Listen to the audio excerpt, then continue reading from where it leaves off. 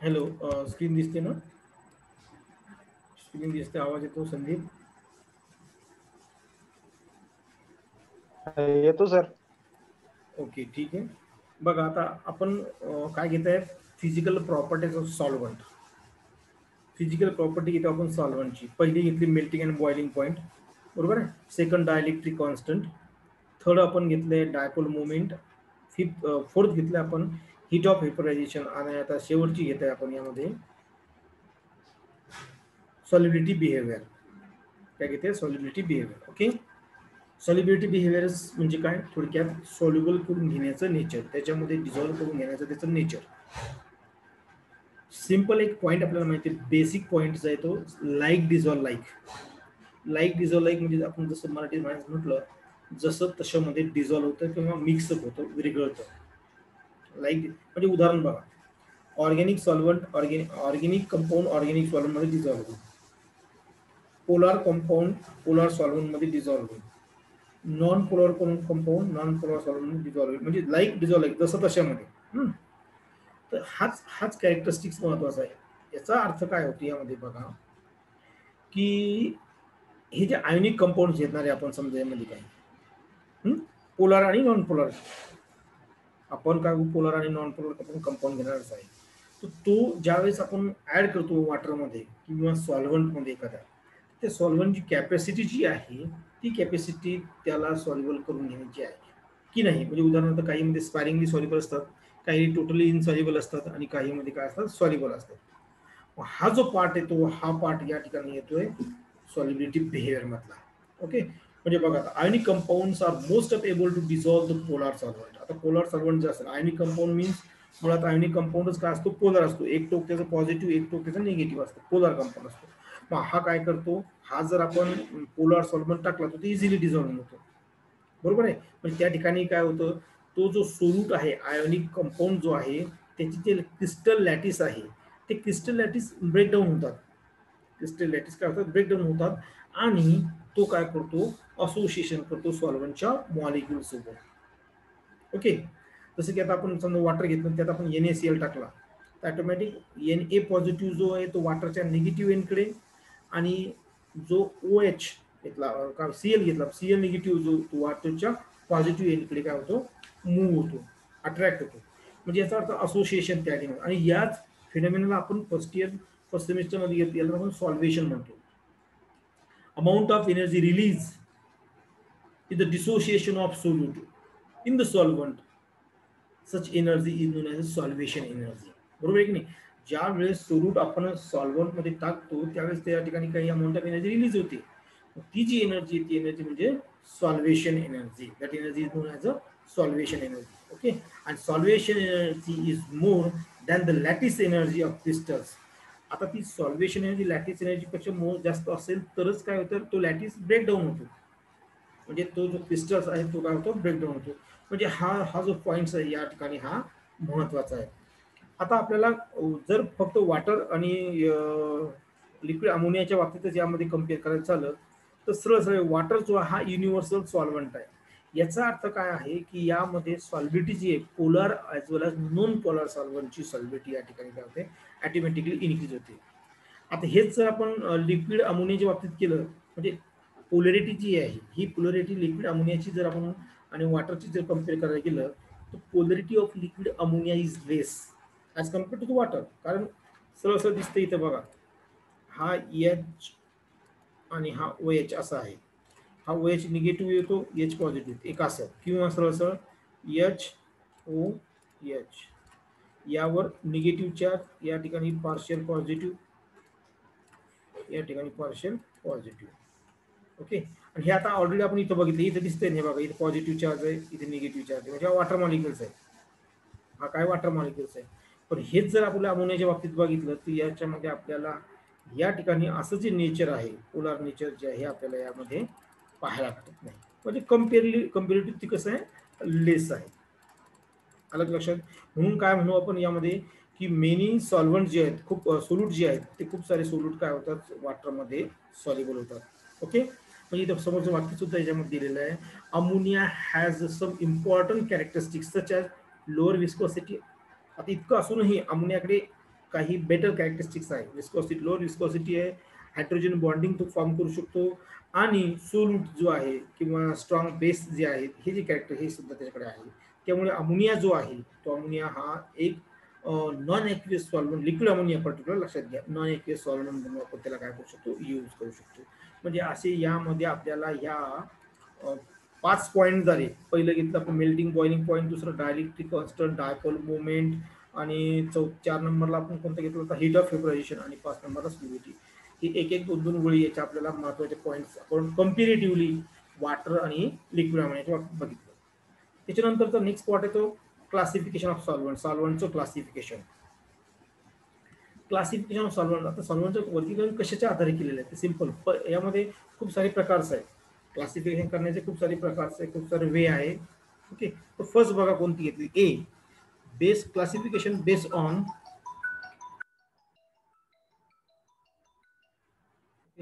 Classification based on donor और proton acceptor. Proton donor आणि proton acceptor. Proton देणारा आणि प्रोटॉन घेणार यावर दोन क्लास पाडले.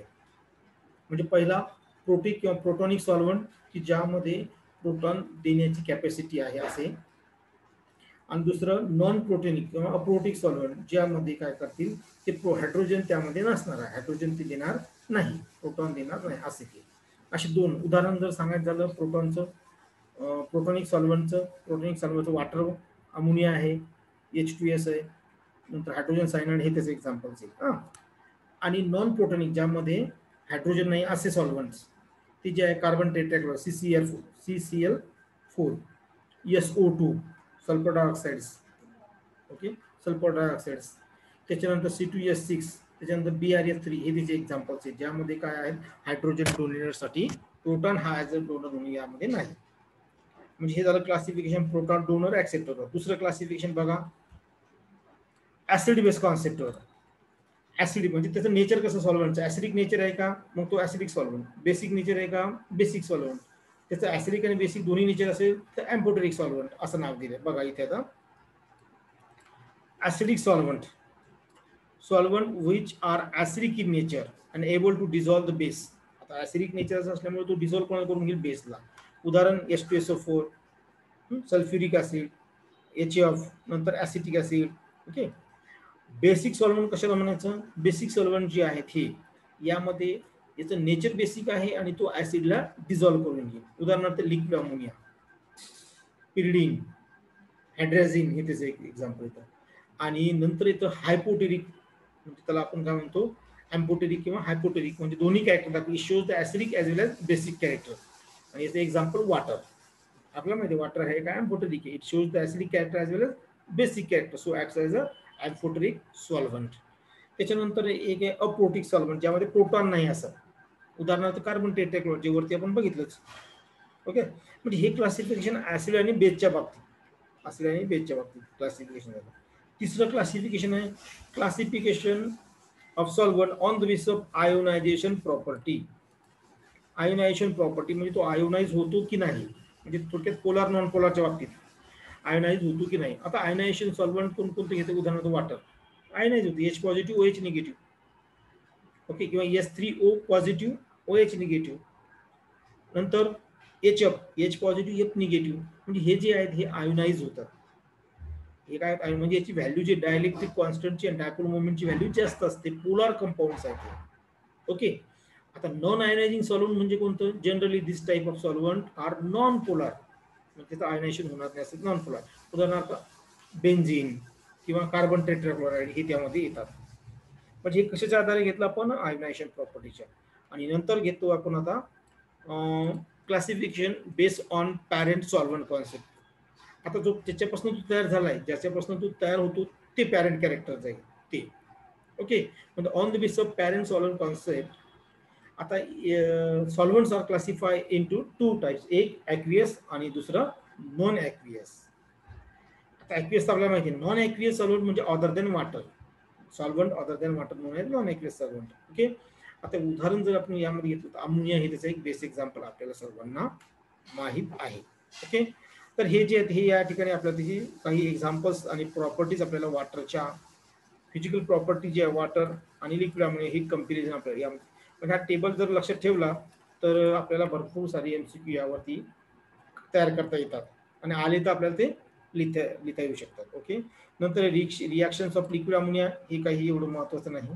रिॲक्शन्स ऑफ लिक्विड अमोनिया यामध्ये आपल्याला हा काही पार्ट घ्यायचा आणि डायरेक्ट आपण यामध्ये आता घेणार आहोत मेरिट्स अँड डिमेरिट्स ऑफ, म्हणजे मेरिट्स अँड डिमेरिट्स म्हणजे माहिती आहे ना, advantage and disadvantage, advantage and disadvantage of liquid ammonia.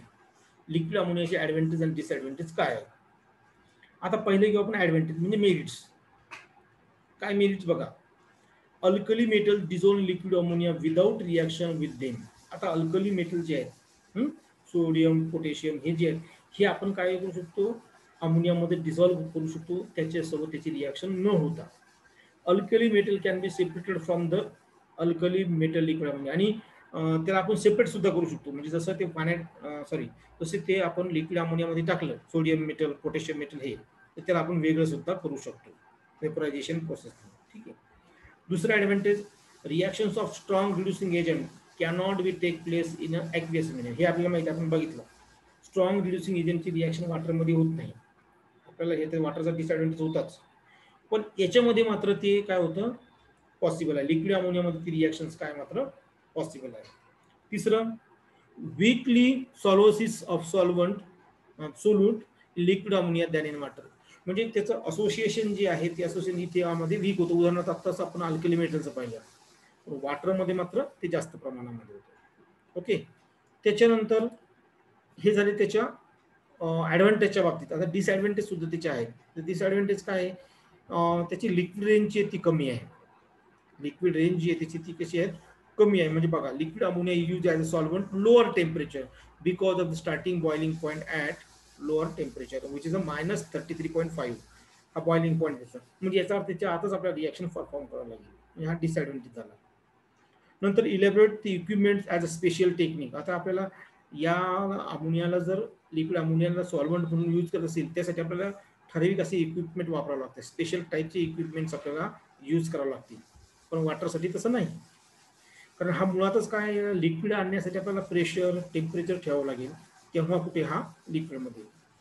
Liquid ammonia is hygroscopic in nature due to that avoid the contact with moisture.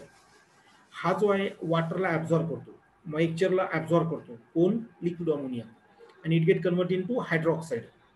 NH3 water सोबत combine होतो, moisture सोबत combine होतो आणि NH4OH तयार होतो. That means ammonium hydroxide. Okay. म्हणून याला त्याच्यापासून दूर ठेवावं लागतं. म्हणजे हे काय त्याचे डिसएडव्हान्टेज आहे. ओके. तर असा हा आपला हा दुसरा युनिट, म्हणजे टोटल आपल्याची 4 युनिट संपली. यामध्ये तुम्हाला बघा MCQ आपण म्हटलं ती MCQ दिलेली आहे जनरल अभ्यासासाठी. Valence shell electronic configuration of halogen family. तर हॅलोजन फॅमिलीचं valence shell electronic configuration NH2 NP5 असं. आता ही जी ऑक्सिडेशन स्टेट आहे ही कोण दाखवत आहे यामध्ये, तर हा सोडियम. ओके. ह्या गोष्टी याच्यामध्ये आपल्याला या ठिकाणी दिलेल्या आहेत. तर तुम्ही काय करायचं, याचा अभ्यास करा. मी ही PPT जी आहे, सॉरी PDF फाईल जे आहे ग्रुपवर शेअर करतो. म्हणजे आता बघा, आपले हे 4 युनिट या ठिकाणी फिनिश झाले. ऑर्गॅनिकचे 2 सुरुवातीला घेतले आपण, तिसरं चौथं, आणि आता हे पहिलं आणि दुसरं हे इनऑर्गॅनिकचे. आता आपण फिजिकल, उद्यापासून आपण फिजिकलचा पार्ट सुरू करणार आहोत. ठीक आहे. चला, काही अडचण असेल तर माझ्या नंबरवर, व्हॉट्सअप नंबरवर शेअर करा. कोणाला काही प्रश्न असतील तर तुम्ही 1 मिनिटात विचारू शकता.